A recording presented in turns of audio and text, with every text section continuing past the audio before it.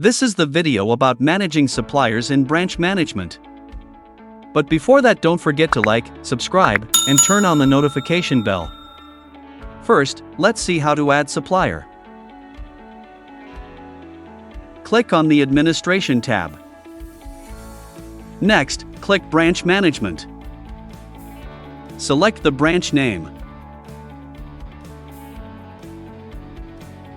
At the submenu on the left, click Supplier.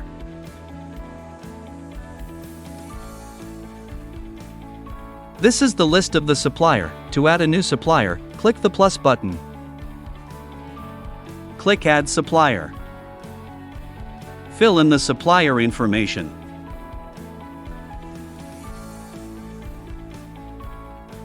After completing the details, click Save. Next, let's see how to edit and deactivate the supplier. To edit the supplier, click on the pencil icon.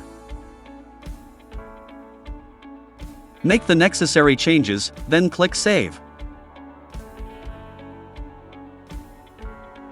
To deactivate supplier, click on the bin icon. A prompt box will appear, click Deactivate.